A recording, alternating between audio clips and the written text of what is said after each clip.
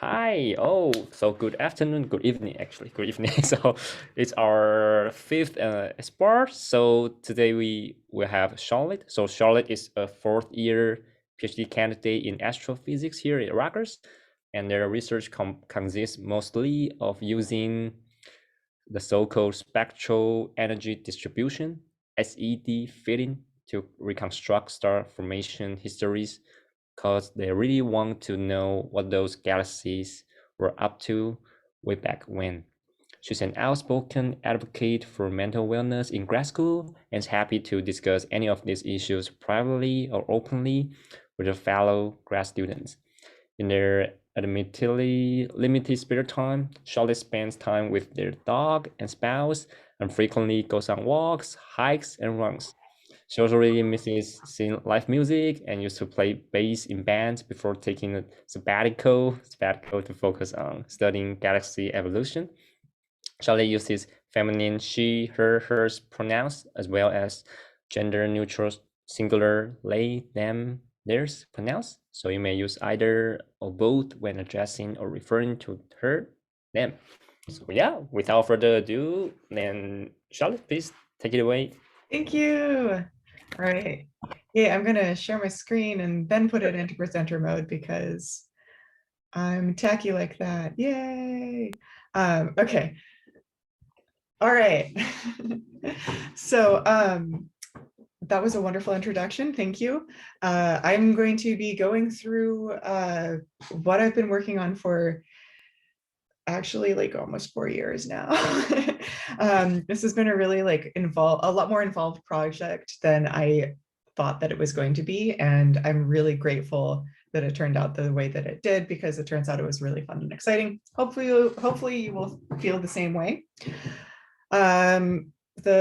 Firstly, this is just the intro slide. I really can't do a better job than the intro that I talked about. There's a picture of our campus, in case you forgot, because I sure did, what it looks like.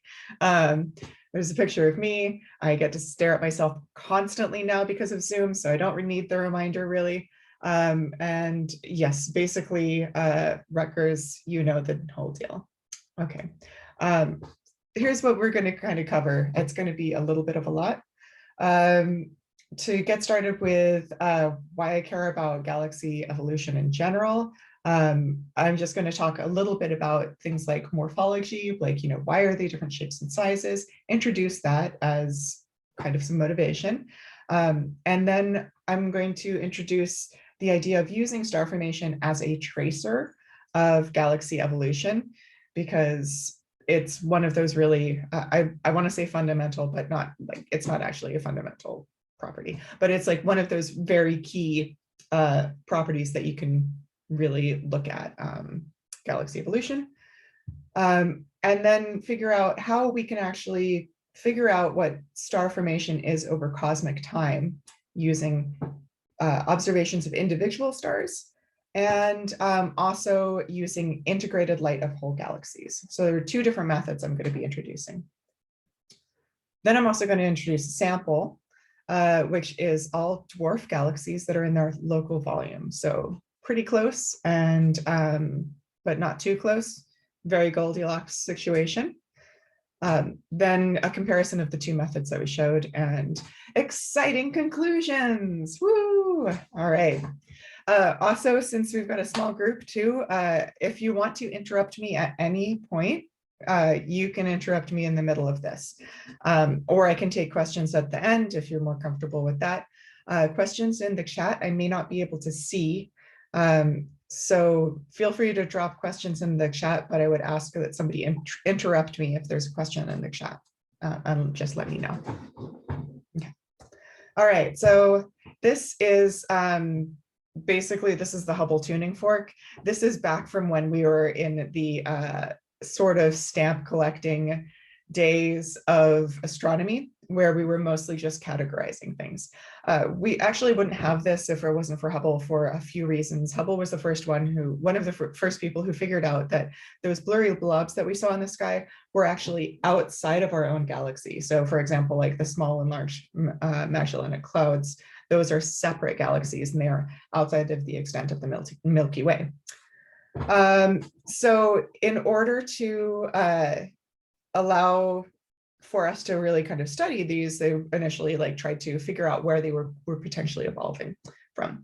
And the idea for this tuning fork is that maybe you start off with like a sphere and it kind of like flattens out and you get some structure over time. Turns out that's all not actually happening, but it's a good starting point. Essentially, like we have large, massive elliptical galaxies. We have, ones that are more like our Milky Way. And then we also have dwarfs and irregulars, which are ones that just don't fit into either one of these categories. And dwarfs are basically low mass galaxies, and they can be a lot more diverse than the ones that we see here. Many of them are irregular, but you also get dwarf spheroidals and dwarf spirals as well. So they're pretty exciting. So that's kind of motivation of like, how do we get from one step to another? And luckily, simulators have been on this in order to try and figure out like how we find, this kind of hierarchical growth. So there's a couple of different simulation techniques that you can use. One of them is smooth particle hydrodynamic sims, which those are the really fun ones because those are the ones that you send off to a supercomputer for a really long time. And then when it comes back, you say, look, Ma, I got a movie. And so I'm going to show one of these here, even though I don't actually do sims, because it illustrates really nicely a lot of the different processes that happen in order to kind of build up the stellar mass in a Milky Way sized galaxy. So this is from the N-body shop, and this is the formation of a Milky Way sized galaxy. And this is starting at the time of the Big Bang. So it will start off with all of the gas, and you'll start seeing the blue and the red will start forming stars, and the gas, I believe, is in green. So here's the Big Bang. We're already seeing some filamentary structure. Essentially, this is how do we get from hydrogen to everything that's before you. So the thing that's interesting about this is as we see, structure really kind of beginning to form, you'll notice that there's gas that's collapsing in and, oh, big flyby, that's not going to be good. And yeah, there we go. The one that we thought was the star of the show actually wasn't this entire time. But a lot of stuff is getting kicked out as well. And so this is the Baryon cycling of galaxies of like, gas that's feeding in and gas that's getting kicked out. And so very many different nonlinear physical processes can go into doing this, which is, makes it very difficult. And okay, there we go. All right, it makes it difficult to be able to like pull those apart. So it's messy, it's nonlinear. We end up with things that are like, causing, star formation to depress. There's, things that like there's ram pressure stripping, heating, stellar feedback, and AGN can quench or remove the gas from the galaxy. Mergers can change things entirely, either increasing by bringing more gas in or stripping it away, or spreading it out. Essentially, the big picture is if you're putting gas in, you're probably going to increase your star formation. If you're taking the gas out, you're going to be decreasing the star formation. And star formation is not a very super efficient process, so it's very sensitive to this. So the important thing of this is if we see some of these, if we see increased or decreased star formation at any given time, that's a key to some of the other things that are driving this galaxy evolution, including environment or, you name it. It can really kind of give you a look. So if you happen to know what the star formation is as a function of time, that will give you that same snapshot, but over cosmic time in order to figure out what could be going on with a galaxy at any point, which is super important if we want to be able to kind of use the stars as a tracer to see what they've been up to. Okay. All right, so this is— Can I ask a question? Yes. Oh yeah, so what's the composition of gas? I mean, those gases you mentioned, like hydrogen or like some elements or basically hydrogen. Oh, basically, I mean, it's almost all. So at the Big Bang, it's going to only be hydrogen and maybe a teeny tiny, like you might like essentially you'll have hydrogen, a little bit of heavy hydrogen, a little bit of helium, and a little bit of lithium. Nothing else. The rest of it is going to be after the rest of anything else that's entering the gas after that point is going to be probably from stellar feedback from stars after they've fused those elements and entered them in. So here's another really annoying thing that that astronomers do, and there's going to be a bunch that I bring up. Anything that is not hydrogen or helium, we call a metal. Wow. Yeah, because it you know any of the heavier elements change some of the properties of the stars and the gas, and that can change the way that they appear to us. They can redden them into various different things, and so we term that as like metallicity. It's a poor choice. That's all. It's a really poor choice. But I didn't make that rule. So basically, the interaction will just be like collision between those elements and also gravity. It's gravity and the free, like basically you have some free fall time for the gas as it's collapsing. And so that is predominantly, when you start off, that's predominantly forming, that's what you're forming stars with. You can get other things along the way when you have once galaxies start really building up and you have a more complicated system that will change the dynamics of that process. So, dust and metallicity and things like that could potentially change, the rate at which you may have a collapse. But more importantly, there are like macroscopic effects of stellar winds or things like that from nearby stars. Could be like, causing things to collapse, or you can have stripping from, the halo of a dark matter halo of a nearby galaxy that's kind of pushing your gas away. So it gets like, you start off with hydrogen, but it gets really gross really fast. And also like, it's a hard problem because if you think even just purely on scale, you're going from individual elements all the way up to, like thousands of kiloparsecs potentially. So there's a lot of simplifying assumptions, hence metals. Yeah. Okay. Thanks. Fair enough. Thanks. So I'm just really going to quickly tell a couple of things about stars, and I think most people are fairly familiar with this, so this might be a brush up. But this is the Hertzsprung-Russell diagram. It's one of the big rock stars of astronomy because it shows, like, as you can see, there are like so many different relations on this one figure. But it shows like some of the really important relations that we need to be able to do basic observations, such as the relationship between temperature and color of a star, temperature and luminosity, and the radius and stellar mass of stars. These are all also linked to their lifetime in terms of how long they can fuse, well, actually anything in their core. The very large ones will usually go supernova, but they will also leave what we call the main sequence, which is if we have a zero age population of stars, they lie along this line. In different evolutionary states, they may take off and leave onto different branches.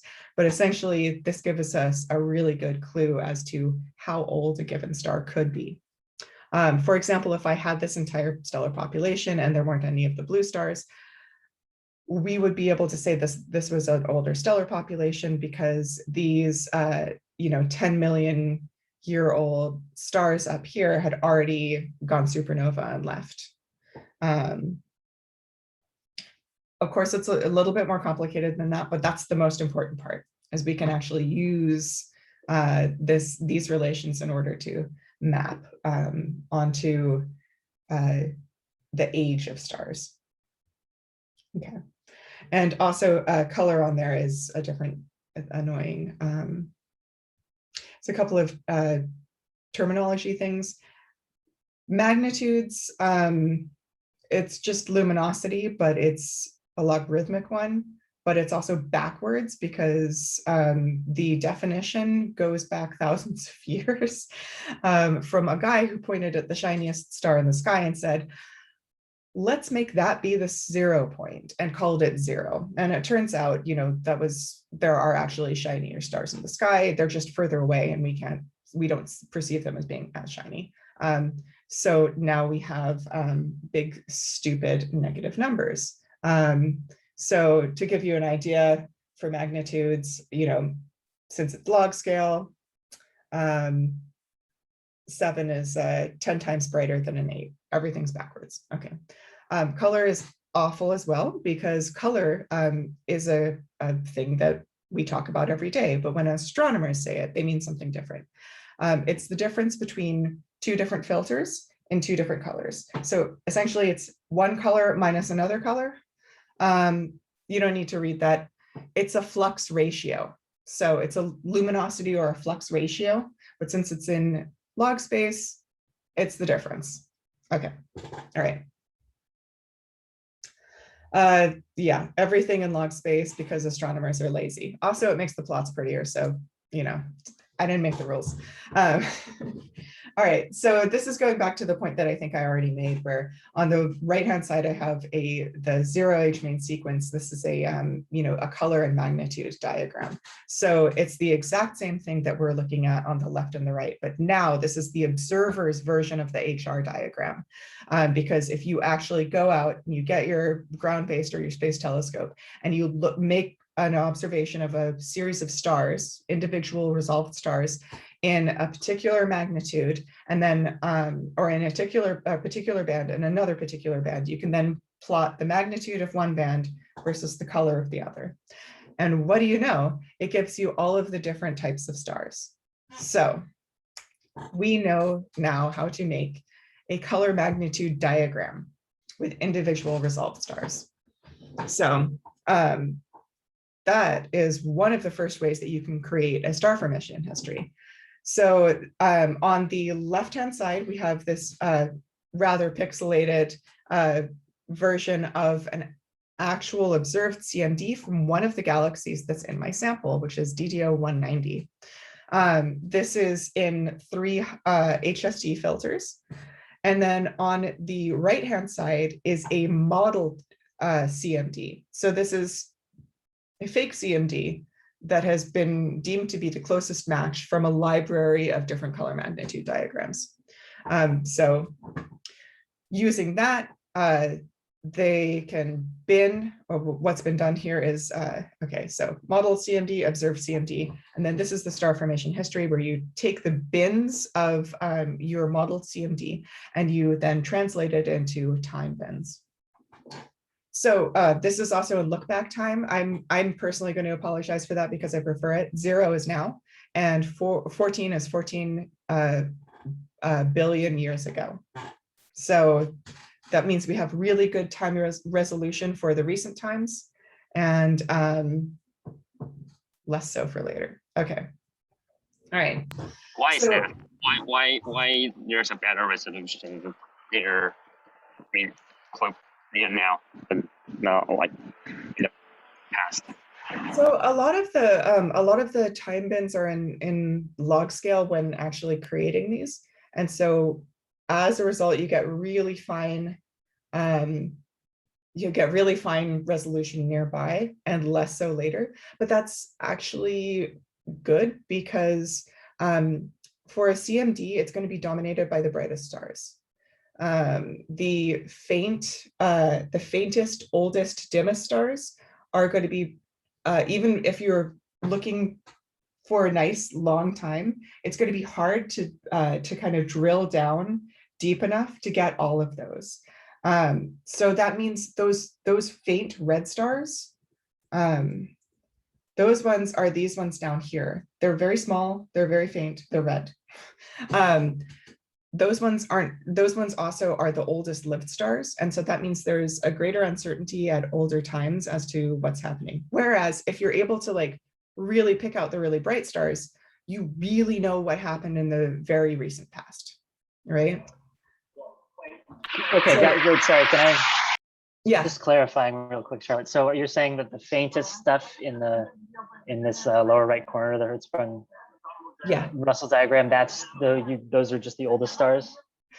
Yes. Yeah. Okay. So if you take, let's say that you take this entire like stellar population, and let's say that it's like one single stellar population, and you just like let it get old. All of this, I don't know, can you see my cursor? Hopefully. All right. All of this is going to peel off. And then what's going to be left at the end of 14 billion years is this. These ones, like, you know, their lifespan is like older than the universe right now. So some of these could be some of the primordial, like the original stars from primordial gas, if we happen to look in the right spot, right? Like these guys don't go away anytime soon, but they're also like dim and hard to see. So the redder, redder wavelengths are going to be really good for catching like those older stars. But if you're just looking in two bands, those older stars are kind of going to get drowned out by the shiniest, brightest stars. Does that make sense? Yeah. So is there, yes. Sorry. So is there a one-to-one, like, does redness equal age, or is there I really wish that it did. No, there isn't. But let me take this thought experiment here, and I'm going to go, okay, so you know we have a problem with these CMDs, right, where they're not catching the older stars, but we could do something where this is log wavelength here, where we actually get multiple filters at different times, and we get all of the old stars, and that should take care of it, right? And if we do that for the entire galaxy and then take the integrated light, that integrated light is going to give us all of the information for that red band. So we won't be missing anything because we're focusing on the red. So we should catch all of the old stars, right? Except it's not a one-to-one relationship. There are other things, for example, metallicity, aka anything that's not hydrogen, which apparently we hate in astronomy. It will redden stars.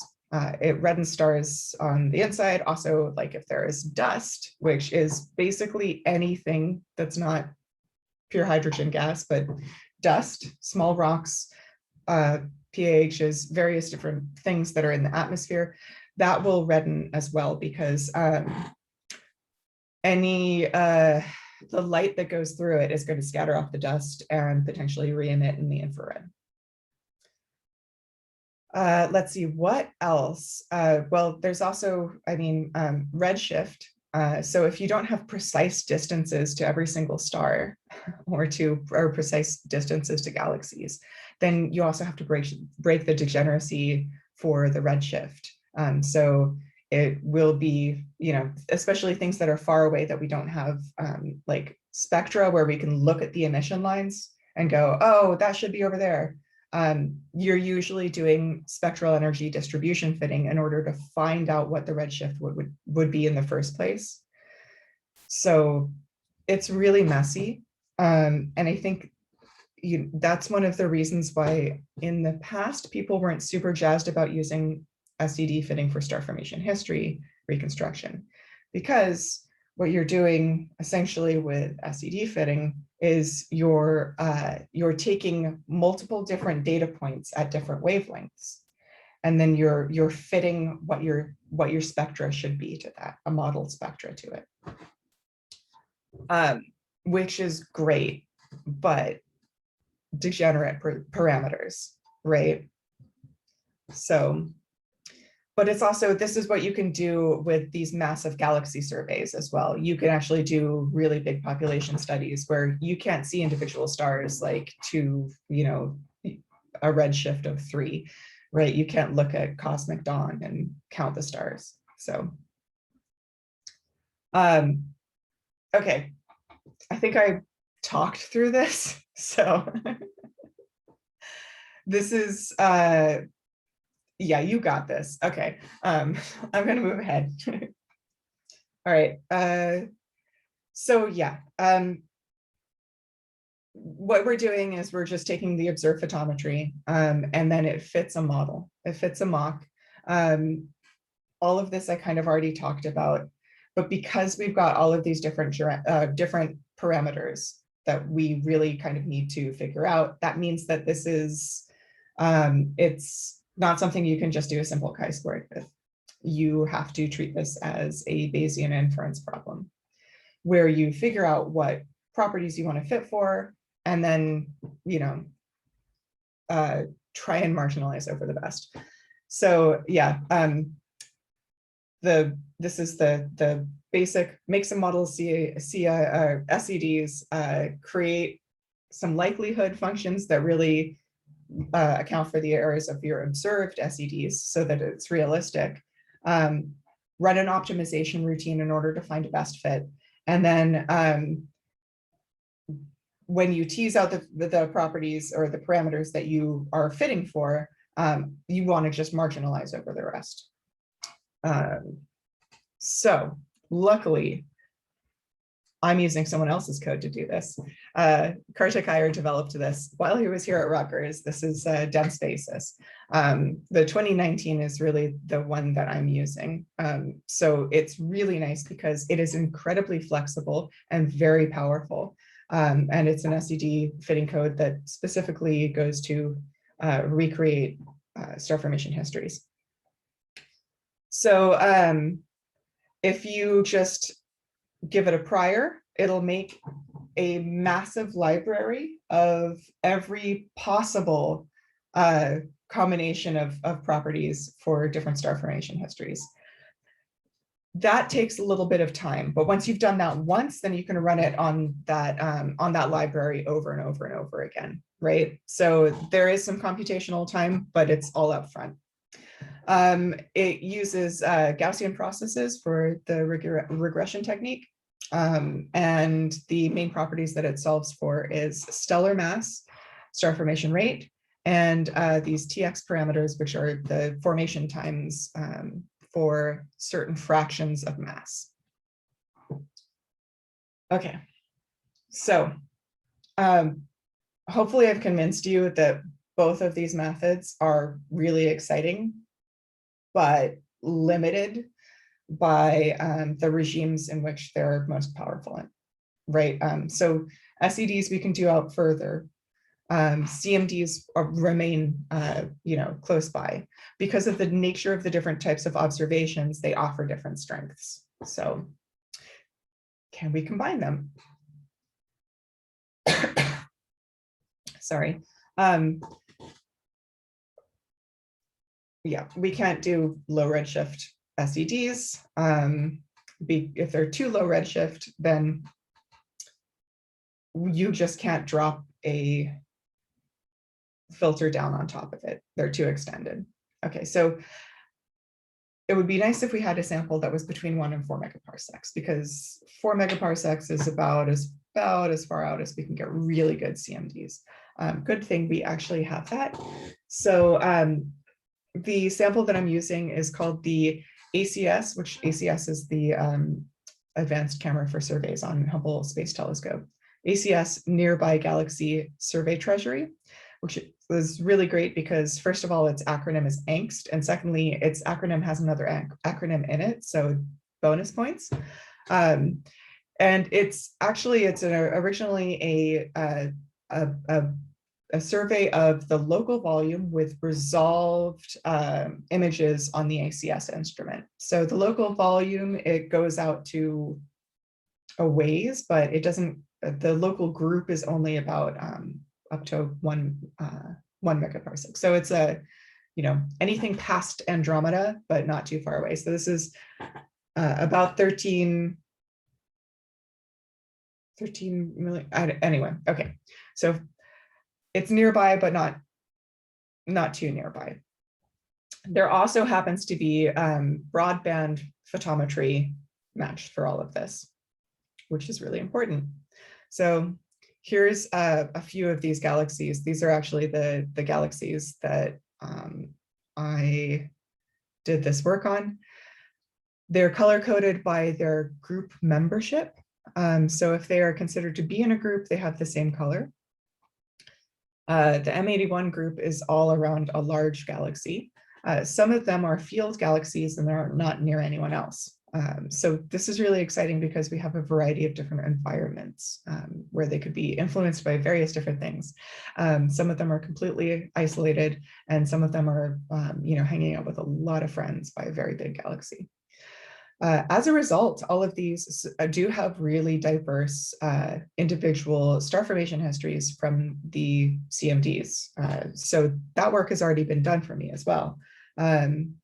So here's an example of one of them, and I'll tell you exactly how we went about doing this. So first off, this dark gray line right here, this is the CMD star formation history that was.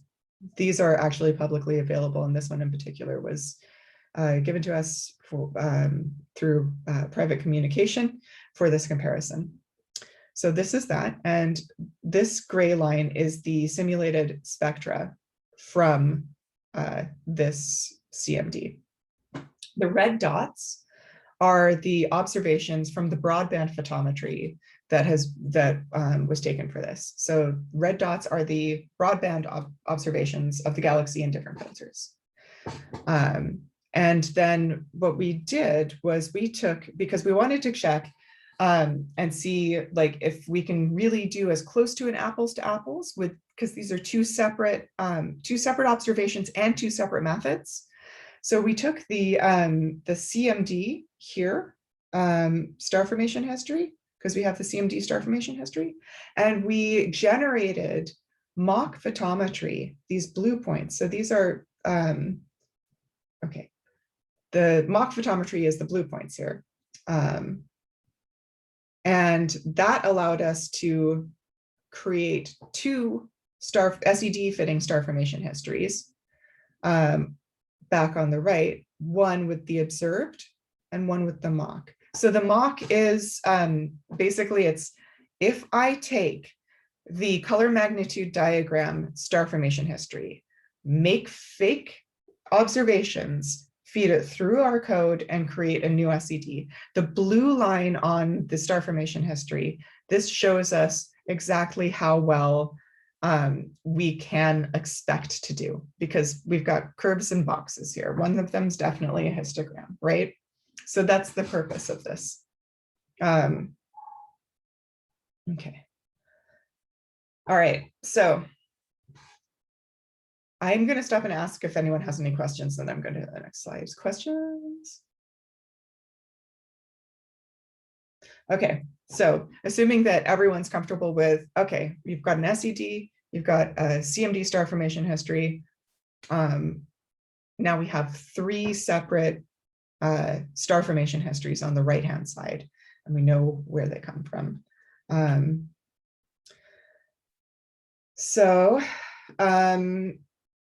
Yeah, this is important in case I didn't make it clear. Mock photometry is really telling us of methodological differences.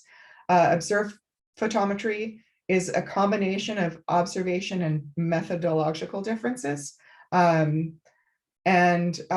So any of what we have for stellar mass and star formation rate should tell us something about how well how well these two actually do compare. So this is the stellar mass. So just this is integrating over the entire star formation history and comparing.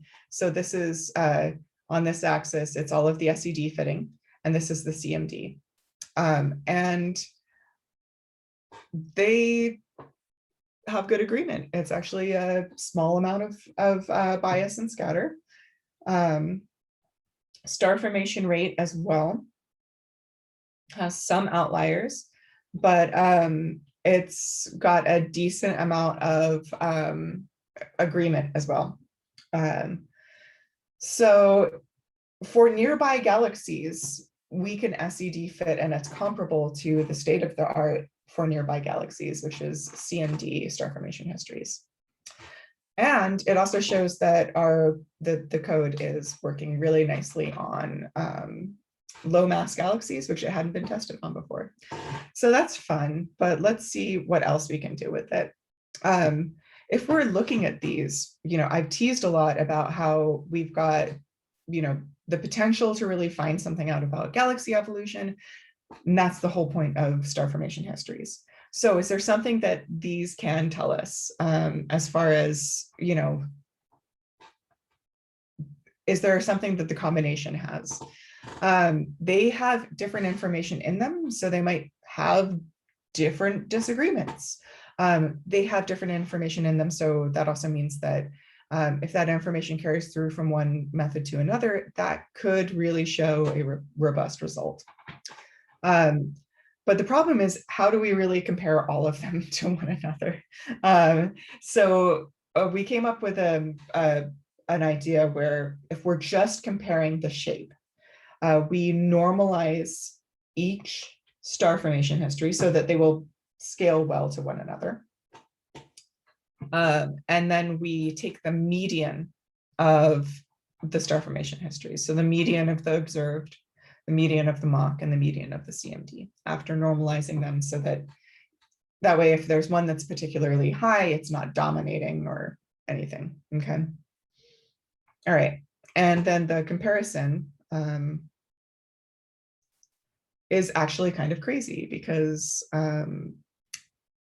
they shouldn't they shouldn't really look like anything. But all of them are actually, this should be like a flat line with a big amount of scatter. But it's not. There's apparently some sort of trend that's happening with this particular set of galaxies, in spite of the fact that they're kind of all over the place and have very different environments.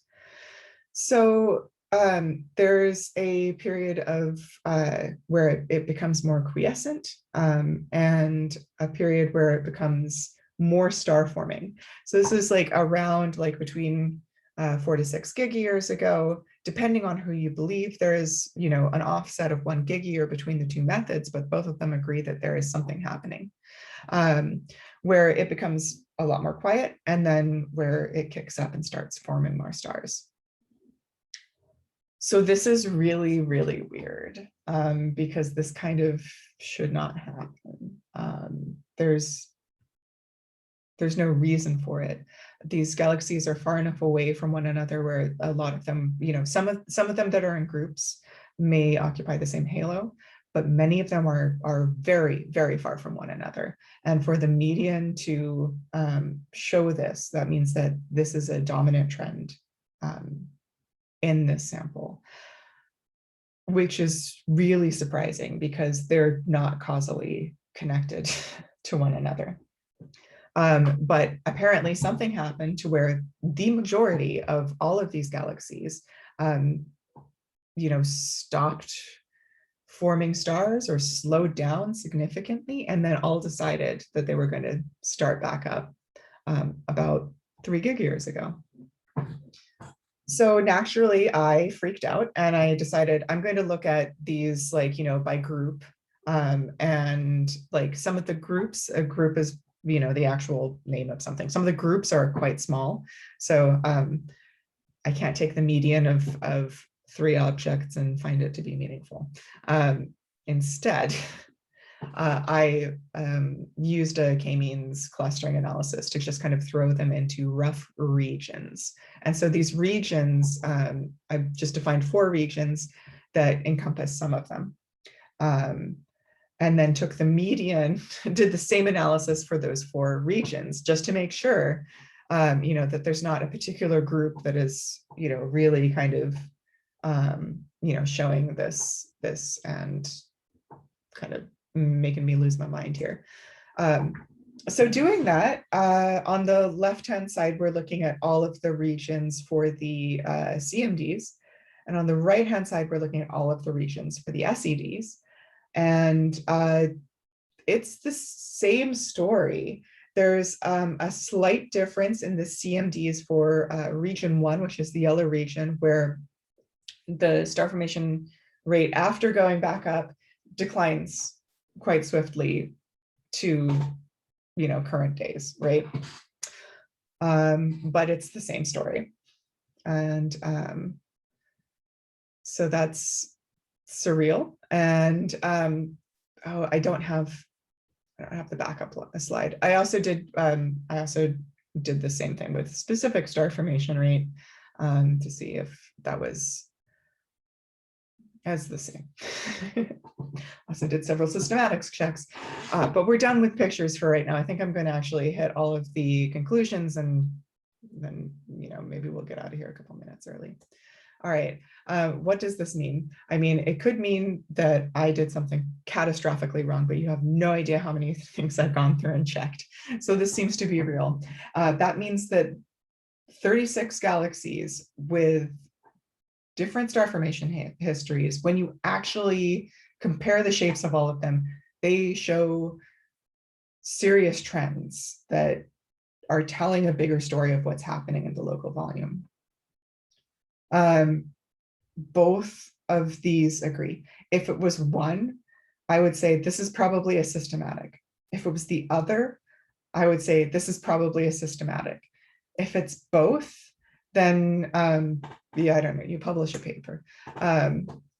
It is not something that is being driven strictly by one particular group. So that's fun. Ruled that out. And they've really seems to have experienced this decrease and then this increase. So there's no reason that that should have happened, but we found synchronized star formation in this volume, which, this is the time to excitedly drop. And when JWST launches, which is obligatory, at least for the last 20 years it's been. All right. On a broader scale, we've actually been able to show that our method works really well on these nearby dwarfs, which is great. And it's also really complementary to the CMD method. The systematics are complementary, and we can actually potentially get more information. And we might want to develop a hybrid method that utilizes observations for both and really kind of plays on the strengths, which would be really cool. And when JWST launches, we could use that. All right. Thank you, Charlotte. I think there's one question from Rena. Okay. Maybe we can address that first. So Rena asked, so is this kind of like compare observational data with simulations? That's a good question. So it's not, but it's messier. So the CMD star formation histories, those were from observations. So we got the star formation histories from the people who had done the CMD star formation histories. So those resolved stars, those were developed from observations. And same with the SED fitting code that we used. We took real observations and inputted into the SED fitting code.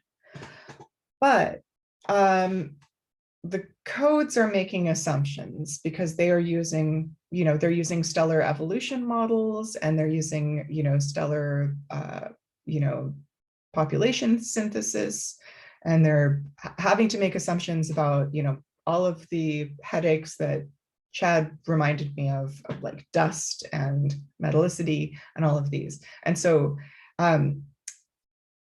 there's other things going into the model. So it would be great if we did have simulated, like, for example, simulated CMDs or simulations that we could do both, that we could turn into CMDs and also turn into mock photometry, because then we can test this a lot better because we know the ground truth. One of the reasons why we did like the mock photometries, because we don't really know the ground truth. We don't know, we don't know what the galaxy really looks like. It's just observations come with their own systematics. So, but we are actually going to be working on doing this test with simulations, which is good. I'm going to stop sharing screen. Is that okay? Yeah, sure. Okay. Can I also ask a question? So it's like, is there like any like mechanism? I don't know how to say it, but like sometimes we observe this, we want to use some, I don't know, physics mechanism to explain this. So what's your thought on that? I kind of not get that. Oh, as far as like explaining the result? Yeah, maybe that's what I'm asking. I also don't know about my question. Yeah, no, that's like, I don't know if I know entirely how to answer it, because this is like, it kind of runs contrary to everything that I've been taught about galaxy evolution, which is really exciting. But yeah, like I could hazard guesses, but they would be guesses, as to what is really causing this. There's there's a process called, or a thing, the technical word for it is a thing called conformity, which describes the coevolution or of different properties for things that are with relation to one another. For example, like star formation rate from one galaxy to another, and that's been kind of studied a little bit. There's, most of the time people agree that one halo conformity is all good. So that means like if you are occupying the same halo, then your color, your morphology, your specific star formation rate, those can be the same. But if you're outside of the halo, then that's a no-go. But there was one study that did actually find this, but then it was later decided that it was a selection effect and it wasn't really happening. So that's why I went down a selection effect road with this to make sure. But yeah, I don't know. I mean, the local volume is a big place. Yeah, it's like, we're spanning like really large spaces between these galaxies. So they should not know that each other exist, like, at all. So I have no idea. Miracle like that. I don't know. Yeah, just happened. I mean, maybe. It's as good a guess as any. Okay. I personally don't have a question. Reina, do we have a question? And Chad, do we have a question?